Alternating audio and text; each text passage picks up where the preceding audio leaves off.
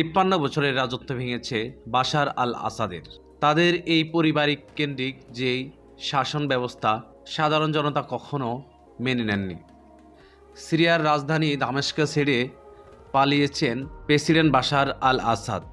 রোববার 8 ডিসেম্বর দেশটির জ্যেষ্ঠ সেনা কর্মকর্তার বরাতে এ তথ্য নিশ্চিত করেছেন বার্তা সংস্থা রয়টার্স। একটি প্লেনে করে দামেস্কে ছেড়েছেন প্রেসিডেন্ট বাশার, তবে তার গন্তব্য কোথায় তা এখনও জানা যায়নি।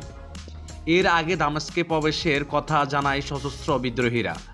বিদ্রোহীদের পক্ষ থেকে এক সংক্ষিপ্ত বিবৃতিতে বলা হয়, আমাদের বাহিনী রাজধানী দামেস্কে প্রবেশ করতে শুরু করেছেন, তবে সে সময় রাজধানীতে সেনা মোতায়েনের কোনো চিহ্ন দেখা যায়নি বলে জানিয়েছেন রয়টার্স। বিদ্রোহীরা দামেস্কের কাছে শেদনায়া কারাগার থেকে সব বন্দীকে মুক্তি করার দাবি করেছিলেন। এই কারাগারে দীর্ঘদিন ধরে মানবাধিকার লঙ্ঘন চালিয়ে আসছেন আসাদ সরকার।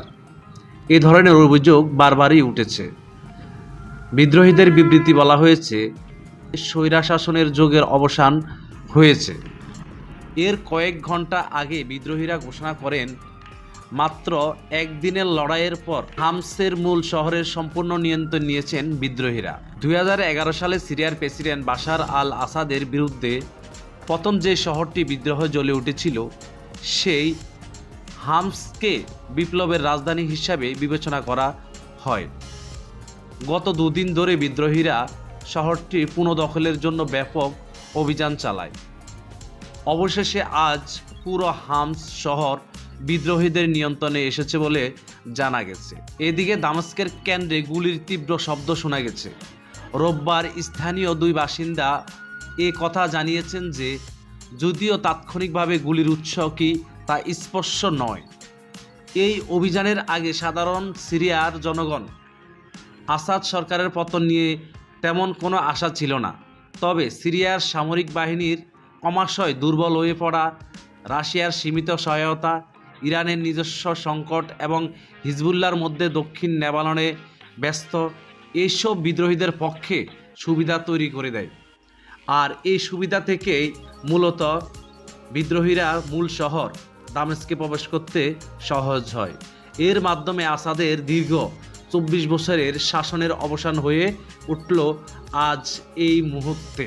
আল কাইম সীমান্ত দিয়ে আসাদ বাহিনীর হাজার হাজার সেনা ইরাকে প্রবেশ করেছেন বলে জানা গিয়েছে। জাতিসংঘের মানবিক সহায়তা প্রদান টম ফ্লেসার বলেছেন, সিরিয়ার দ্রুত পরিবর্তনশীল পরিস্থিতি আমরা সতর্কতার সঙ্গে পর্যবেক্ষণ করছি। সব পক্ষকে অবশ্যই বেসামরিক নাগরিকদের সুরক্ষা নিশ্চিত করতে হবে এবং মানবিক সহায়তা নিশ্চিত করতে হবে। সিরিয়া সেনা এবং বিদ্রোহীদের যে সংঘর্ষ, এটি শুরু হয় 28 নভেম্বর 2024 থেকে। ওই দিন ঘটে যায় সিরিয়ার সবচেয়ে ভয়াবহ একটি কলঙ্কিত দিন। অর্থাৎ সিরিয়াতে ওই দিন সিরিয়ার সেনাবাহিনী এবং বিদ্রোহীদের মধ্যে তুমুল সংঘর্ষ হয়। ওই সংঘর্ষে 132 জন প্রাণহানি হয়।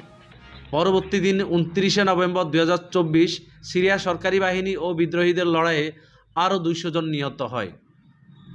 30 নভেম্বর সিরিয়ায় অধিকাংশ এলাকা বিদ্রোহীদের দখলে চলে যায়।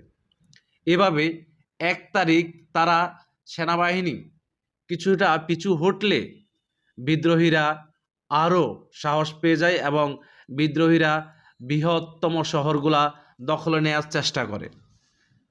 6 তারিখ বিদ্রোহীদের দখলে চলে যায় একের পর এক বড় শহর। 7 তারিখে সোয়েদা শহর যখন দখল করে, তখনই আসাদ সরকার কিছুটা চাপে পড়ে যায় এবং 8 তারিখ ফাইনালি তারা দামেস্কে পৌঁছে বিদ্রোহীরা ঘোষণা করে দেন যে, আমরা দামেস্কে পৌঁছে গেছি এবং আসাদ সরকারের পতন হয়েছে। অর্থাৎ 54 বছরের যে আসাদ পরিবারের শাসন ব্যবস্থা, এটি আজকে 8 ডিসেম্বর রোববার দামেস্কের বিদ্রোহীদের উল্লাস। নতুন যুগের ঘোষণা দিল বিদ্রোহীরা। নতুন সিরিয়া হবে শান্তিপূর্ণ, প্রতিশোধ নেবে না বিদ্রোহীরা। আরও ভিডিও পেতে আমাদের সঙ্গে থাকবেন।